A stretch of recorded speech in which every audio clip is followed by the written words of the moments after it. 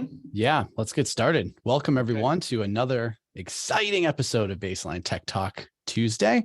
I'm Andy Humphrey, Irrigation Technology Consultant for Baseline, joined with Chris Wright, VP of Sales.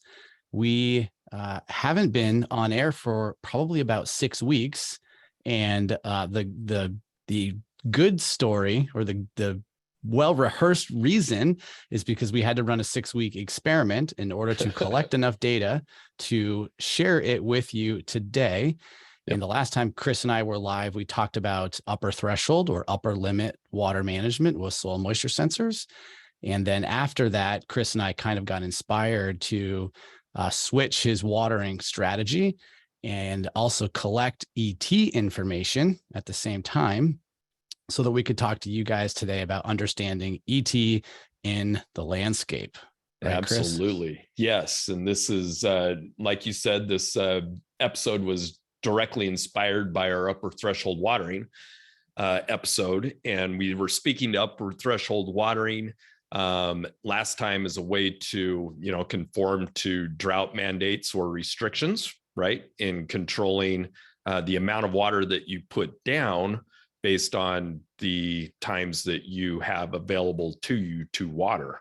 And, the whole intent of that conversation was that if you're restricted on the days that you should water, you should always be able to fill up to a desired moisture content in the soil profile between those, so that there was moisture available in the plant material during those, right. And then anything more than that upper threshold just is simply not needed, right? It's just becomes technically a waste of water. Yeah. And it could adjust your run times, right? Mm-hmm. So it all falls in line with our engineered irrigation solutions, where we're using our proprietary 2-wire technology and real-time sensor data to enhance system performance. And we're going to illustrate that beautifully today with some really cool data. Okay. So as we've said in the past, Baseline utilizes patented soil moisture sensor technology to measure in real time evapotranspiration as it happens in the landscape. So that in itself is what inspired, you and I to conduct this study over the last several weeks to see how that really works, right? Yes. And I think the question that we landed on in preparation for this is, how do you measure evapotranspiration? Right. And that's sort of when you look at this, call this a statement, a phrase, that's the key word here. We're talking about measuring evapotranspiration. And that word could be initially you could just gloss over that word, because isn't evapotranspiration, aren't you measuring it with a weather station, right? But when you really stop to think about it, what does a weather station actually measure? True. To measure evapotranspiration we should ask as a whole. Is evapotranspiration one all-inclusive element or indicator or whatever as we measure it? So what's everybody's impression of what Chris and I'll just chat here. Put down in the chat what a weather station measures. Love to hear the response. And again, this is about helping people critically think about what they think they believe in, or what they think they know, and kind of pivoting it and thinking of it in a different way. Mm-hmm. Yeah. So, and then we'll use this discussion, what we have right here, to sort of reframe or frame what we're going to talk about as we get going here through today's Tech Talk. Correct. Yep. So in basic principles, evapotranspiration is evaporation out of the soil and transpiration from the plant material, right? Mm-hmm. And so let's give a hint, Chris. We need to seed the audience here. Greg says that a weather station measures above ground conditions. Okay, great. So what is one above ground condition? I'll toss one out there. Temperature. Okay. What's another one that would fall into that? Wind. Okay, good. Anything else? Solar radiation. Nice. Mr. White, not rain. exactly, or it could measure into it, but it's not part of the overall equation. That's true. So all good feedback. These are all true, right? And if we take all of those different indicators, measurements, right? Those measurements. And we put them into the evapotranspiration formula, which is now on the screen. This is the Penman Monteith formula that has been in existence since, I think, 1965. And it is utilized to estimate or measure the amount of evapotranspiration that's taking place, primarily for ag applications, but it certainly has, relevance in landscape as well. Mm-hmm. So principles work the same. Yeah. So it's a formula, right? So we talked about the measurement inputs that and Ed listed all of them right here so we can cheat. Wind speed, solar radiation, temperature, humidity, and then of course just layering on rainfall. And so those are the measurements used in this formula, because ET is a calculation, not an actual measurement. It's a calculation formula built on measurement inputs. Yes. And this will give us what is known as ETO, right? Now, this is not what is the end product of a weather-based controller operating. That would be ETC, which follows in addition to that Penman Monteith formula with additional, factors or parameters. So we utilize sprinkler type, application rate, plant type with a crop coefficient, soil type, root depth and slope. All of these play into complement the Penman Monteith formula to generate a ETC, which is what actually adjusts your run times in your controller when irrigating. Mm-hmm. Right. So great way to do it. Very scientific, works very well. Is much better than just, Tuesday at 8 p.m. as a start time to run an irrigation system for 45 minutes, right? It's using inputs to make better irrigation decisions. But because of the formula and because of the estimates and because of the additional inputs, there's quite a bit of potential drift in the accuracy of the weather-based watering algorithm. And it is documented that while the Penman Monteith method is widely considered accurate when compared to direct measurement or other techniques, the accuracy can range from -9 to 40% of real ETO, right? Mm-hmm. So while it's a better method, right, it still has room for improvement and potential additional savings based on not only the instrument that's being used, but also the hydrozones that may exist on any given site, right?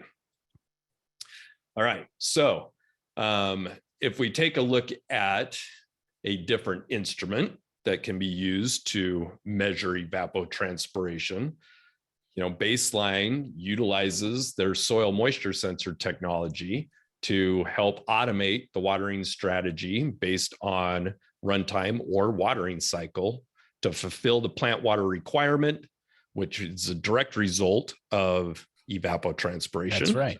Or to manage, certain objectives, whether you're managing for playability of turf or you're managing for, conservation purposes, whatever that may be. This is a great tool in order to do that. Yep. And those keywords too, right there, Chris, if you'll just flip back for a second, remember what we can control is when we start and when we stop watering, right? So you have your watering runtime, that's how much to stop. And then you have your watering cycle, that is when to start watering. So just a reminder, we can determine when to start and when to stop watering. Correct. Absolutely. All right. So if we look again at evapotranspiration, I think this graphic illustrates it beautifully, where we've got plant material, we've got that precipitation either in the form of rainfall or in artificial irrigation, right? You've got the absorption into the soil profile, you got the plant material, and then you got the evapotranspiration factors determined by temp, humidity, wind, soil, and plant type, right? And it's all about that available water that the plant utilizes to create that transpiration process. Yeah. What I love about this slide is just the analogy of the soil looking more like a tank of water, right? Instead of just being a soil profile. To me, it better represents thinking of your soil profile like a water storage tank, because technically that's what it does. That's what it is. It holds water for the plants to use it. And if there were a soil moisture sensor in that location, we would know how much water is there at any given time. How empty is it? How full is it? Where is it? Yep, exactly. And the evapotranspiration conditions will help to determine how quickly that moisture depletes out of the soil profile or out of the tank, and how much we need to replenish it in order to maintain that available water for the plant material. Right. Yeah. And when you think about the inputs, there's really only two, as you mentioned in the beginning: natural rainfall or manual irrigation or automatic irrigation being added. That's the only two ways the tank fills up with water. Yeah. But when you look at what causes the water to leave the soil, you've got that list there: temperature, humidity, wind, soil, plant type, etc. Okay. So if we talk about, having the ability to measure evapotranspiration in real time as it happens in the landscape, how do we test that hypothesis? Gosh, it must be way simpler than we think it is. Right. So let's take an example. All right. This is my scientific turf plot in Salt Lake City, Utah, where I've monitored from May 20th to June 20th an irrigation schedule that is based on an upper threshold watering strategy on turf grass to replenish the amount of evapotranspiration that's taking place in that turf grass plot, right? So if we look at my schedule, okay, first thing to point out, I've got a 60-minute runtime. Okay. This is an MP rotator zone. Does that seem like it's a high runtime or an accurate runtime? Well, I'm going to say that without looking at a nozzle chart, what's an MP? About 0.3 to 0.4 inches per hour, something like that. 0.45. Okay, 0.45. So you're putting down, in a perfect world, a little less than half an inch. Correct. Right. And the reason why I've got such a high runtime is because I want to give the system enough runtime opportunity to apply what ET has happened in the landscape as a replenishment, right? In any given watering cycle. Now, if we're watering on an upper threshold, what does an upper threshold watering strategy do? Yeah, that creates a stop condition. So if we hit the upper threshold, it will stop, which means it's not going to be 60 minutes. It could be, but it could be 11 minutes or 31 minutes. Correct. Exactly. So the key is that you want to have a runtime on those zones to, accommodate an adequate application of water, and then cycle and soak so that you are applying it in segments or spurts so that you may or may not utilize that entire 60-minute runtime. Yep. Okay. We have to allow time for the water, i.e. the droplets of water coming out of the MP rotators, to work down to the sensor level. And so that's really the advantage to that cycle and soak, is giving it time to do that. Correct. And we know that when applying water in a cycle and soak fashion, we've got first application that will help break the surface tension of that soil, right? And then the second cycle will help to accelerate capillary action, lateral, horizontal movement in that soil. And then we've got another application that will help drive that moisture deeper into the soil profile due to gravity. Yeah. Right. And great. I thought about this morning, Chris, in preparation. I had to water my house plants. That there's nothing but Andy watering the house plants. Yep. No instruments. And it had been a while. And I, put one, let's say I just used a cup from the kitchen, 1 cup in, and the water sat on the soil surface for, I don't know how long, not long, but enough where it sat there. And then it slowly went in, poured a second cup, went much right faster in after. Yep, exactly. So you broke the surface tension, and then you help to open the pores and accelerate that absorption into the other air spaces in that soil profile, right? So in this case, I've got set up to do 10-minute cycles and then a 30-minute soak between each cycle. And that's because I want to give that moisture enough time to get down into the sensor depth so that I can really regulate how many of those cycles I really need to apply in order to get to my desired capacity, which is set at 24%. Yep. Because if you had set it for 15 minutes of soak, but it was going to take 25 minutes for that water to reach the sensor, another cycle would have started when it wasn't needed. So you're trying to ensure the full cycle can reach and be absorbed at the sensor level. Exactly. Okay. So with all that in mind, in that time frame, based on the weather station that is associated with my controller on weather underground, an accumulated ETO of 4.973 inches, right? Okay. So that would be the amount of water I would need to replenish based on evapotranspiration without taking into account the individual zone parameters for that ETC calculation, right? So it doesn't take into account the crop coefficient, et cetera.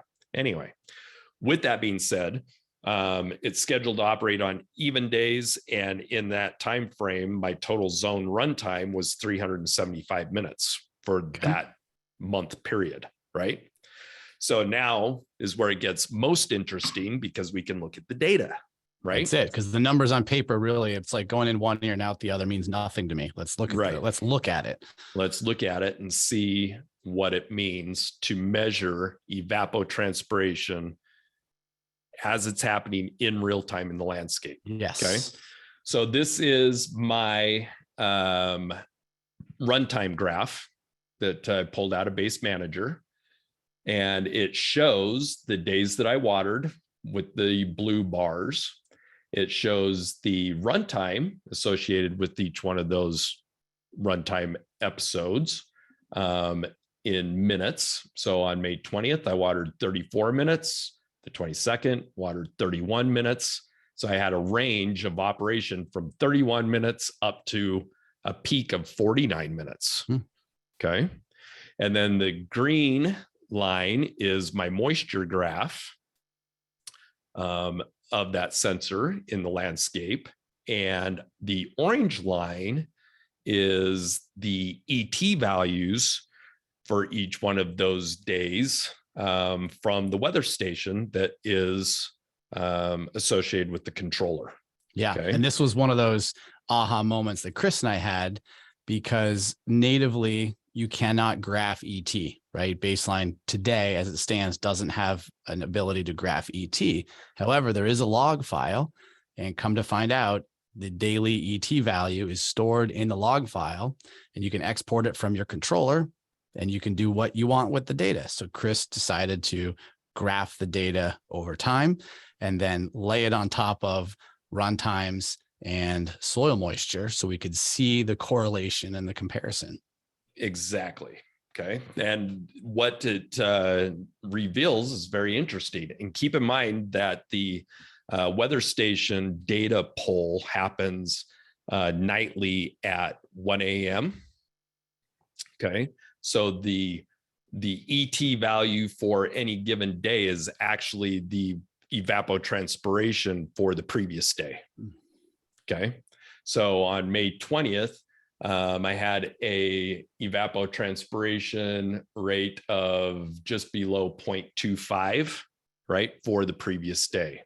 So on the 20th, my system came on and it ran for 34 minutes up to my upper threshold setting of 24% in order to replenish the 0.24 or whatever ET value was for the previous day. Okay. So if we look at this as a whole across all of the days, is what I really want to illustrate is the correlation between the changes in ET and the steepness of the curves of the moisture depletion in the soil profile. Okay. And what we should expect is if ET goes up, runtime should go up.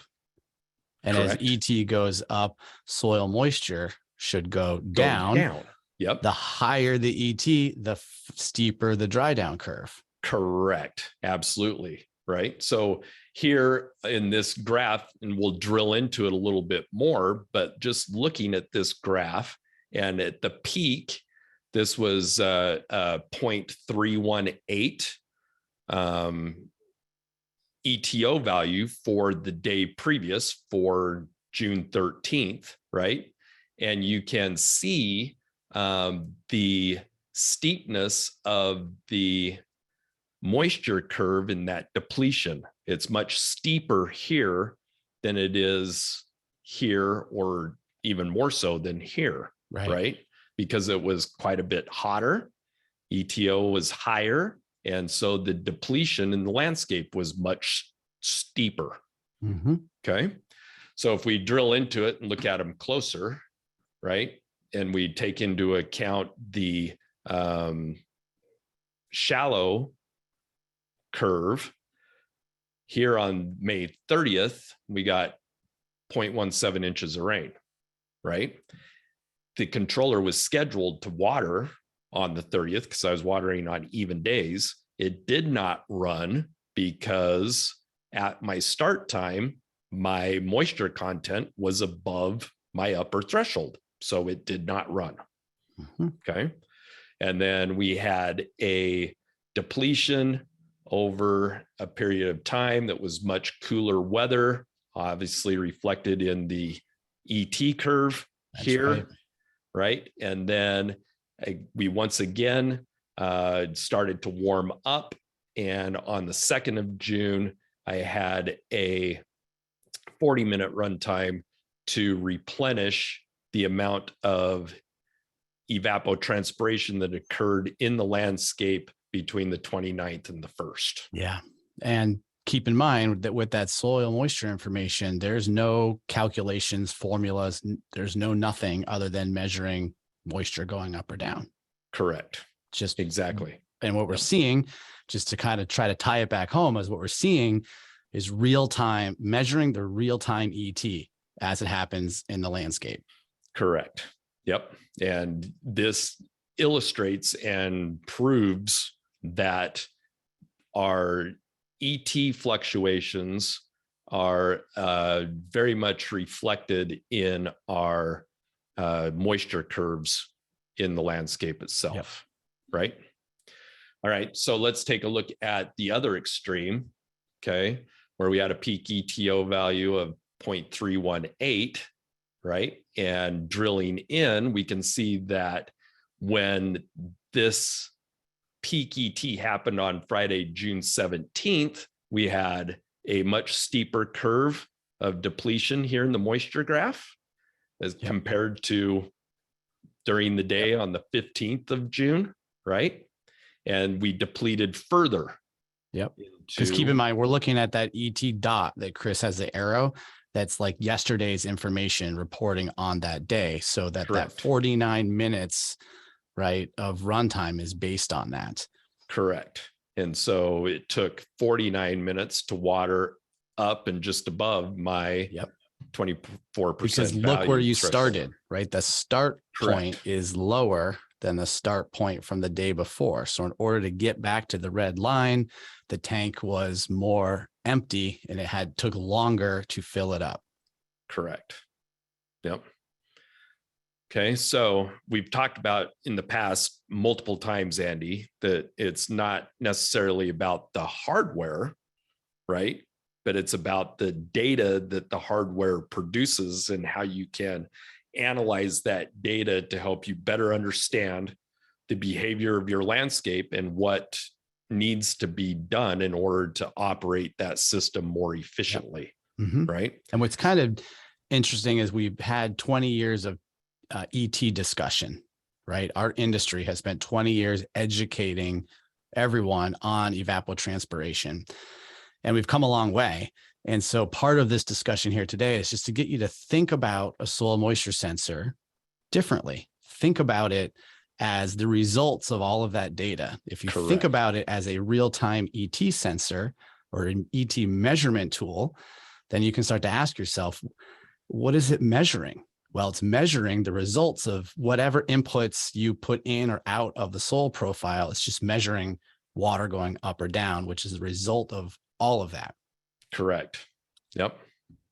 So very, very helpful information. I was thrilled to actually, graph this out and realize the correlation and see it graphically to help us, emphasize the fact and to reinforce the fact that soil moisture sensor technology is measuring evapotranspiration as it happens in the landscape. Yep. And by no means is this today meant to say one is better than another, because they both have great use cases. And one, for instance, for ET, if you had a project and you were trying to estimate water use for next year, you would have to use ET. You would have to use historical ET data in order to produce calculations that could help you water budget for that site to determine the plant water needs and the gallons required, right? So what we're talking about here is like real live management right now. How long should I run this system?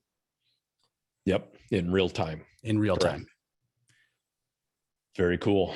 All right. So any questions dropping into the chat? We've got some good comments coming in. Mr. White thinks I have too much time on my hands. Well, Chris, you were in Europe for 2 weeks doing nothing. So I don't think this took very long to produce. So actually the ability to graph this was really quick and easy.